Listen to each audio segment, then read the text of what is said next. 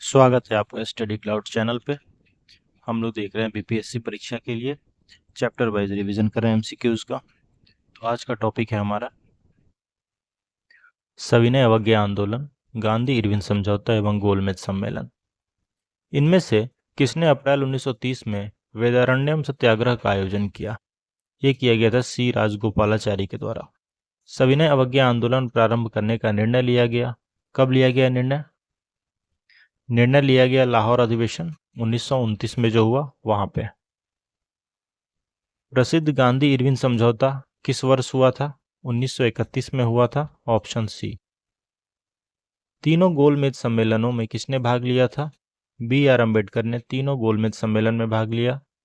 पूना समझौता कब हस्ताक्षरित किया गया था? 24 सितंबर 1932 को पूना समझौता साइन हुआ। पूना समझौते का उद्देश्य क्या था? उद्देश्य था दलित वर्ग को प्रतिनिधित्व देना। सविनय अवज्ञा आंदोलन के नो टैक्स अभियान के अंतर्गत चौकीदारी कर का भुगतान करने से इनकार निम्न राज्यों में से कहां से शुरू हुआ था? शुरू हुआ था बिहार से। चौकीदारी कर नहीं देने के लिए इसका भुगतान करने से इनकार किया गया था। इसकी शुरुआत हुई बिहार से। दांडी यात्रा कितने दिन चली?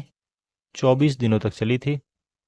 किस अधिनियम के बारे में जवाहरलाल नेहरू ने कहा था कि हमें एक ऐसी कार दी गई थी जिसमें सब ब्रेक थे किंतु इंजन नहीं था?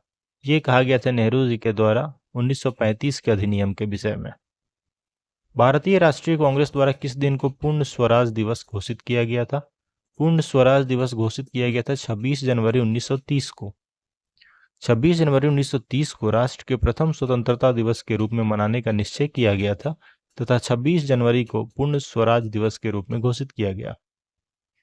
इस दिन भारतीय 31 दिसंबर 1929 की अर्धरात्रि के समय रावी नदी के तट पर भारतीय स्वतंत्रता का प्रतीक तिरंगा झंडा फहराया गया था।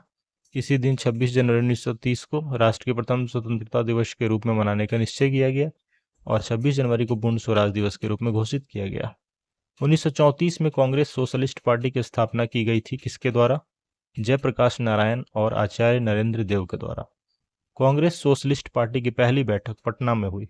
कब हुई? वर्ष 1934 में पहली बैठक पटना में हुई थी। निम्न में से कौन सा एक सही सुमेलित नहीं है? चौरी चौरा कांड 1920 गलत है। 1922 में हुआ था चौरी चौरा कांड, 4 फरवरी 1922 को। गांधी जी की दांडी यात्रा 12 मार्च 1930 से 6 अप्रैल 1930 तक चली थी, ये सही है। गांधी इरविन समझौता 1931 सही है। पूना पैक्ट 1931 गलत है। तो इसमें कौन सा गलत है? ए गलत है और डी गलत है। उपयुक्त में से एक से अधिक। पूना पैक्ट 1932 में हुआ था। गांधी ने सविनय अवज्ञा आंदोलन का आह्वान किया किस वर्ष? 1930 में। प्रथम गोलमेज परिषद के समय इंग्लैंड के प्रधानमंत्री कौन थे? Ramsay MacDonald. सविनय अवज्ञा आंदोलन की असफलता के बाद गांधी जी ने किसको महत्व दिया? रचनात्मक कार्यक्रम पर महत्व दिया। महात्मा गांधी दिसंबर 1931 में खाली हाथ कहां से भारत लौटे थे? लंदन से खाली हाथ लौटे थे।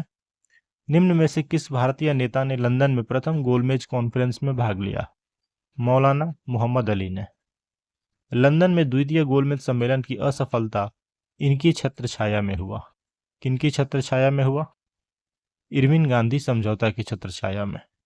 महात्मा गांधी और लॉर्ड इरविन के बीच जो समझौता हुआ 5 मार्च 1931 को, इरविन ने महात्मा गांधी को कुछ आश्वासन दिए जैसे सभी राजनीतिक बंदियों को तत्काल रिहा कर दिया जाएगा, आंदोलन के बाद जब्त संपत्ति उनके स्वामियों को वापस कर दिया जाएगा। कांग्रेस ने दूसरे गोलमेज सम्मेलन में भाग लेने की स्वीकृति दे दी। दूसरा गोलमेज सम्मेलन 7 सितंबर 1931 से 1 दिसंबर 1931 तक चला। कांग्रेस के एकमात्र प्रतिनिधि महात्मा गांधी थे। सम्मेलन के समक्ष मुख्य मुद्दा संघीय ढांचे तथा अल्पसंख्यकों के हितों की रक्षा करना था। सम्मेलन में सर्वाधिक विवाद अल्पसंख्यकों के हितों के प्रश्न पर हुआ था। नेक्स्ट, सन 1930 में कांग्रेस का सविनय अवज्ञा आंदोलन इतना सफल हुआ कि निम्न शहरों में से एक में अंग्रेजी राज के चिन्ह कई महीनों तक से गायब हो गए थे। ये बढ़ई में। सविनय अवज्ञा आंदोलन वर्ष 1930 के दौरान बिहार के बढ़ई शहर में आंदोलनकारियों का कब्जा हो जाने से वहां कई महीनों तक ब्रिटिश राज का नियंत्रण समाप्त हो गया था। त्रावणकोर में कांग्रेस ने त्रावणकोर राज्य के जिस दीवान की स्वेच्छाचारी सरकार के विरुद्ध सविनय अवज्ञा आंदोलन आरंभ किया था वे कौन थे? वे थे सीपी रामास्वामी अय्यर।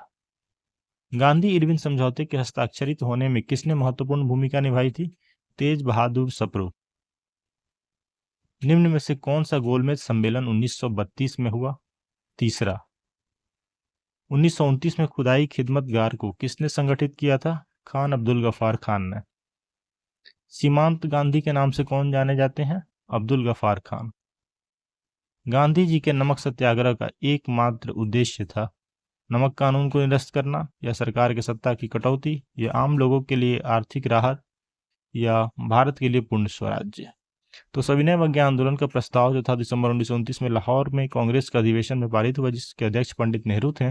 इसी अधिवेशन में पूर्ण स्वराज्य का प्रस्ताव भी पारित हुआ और 26 जनवरी को स्वाधीनता दिवस मनाने का फैसला हुआ।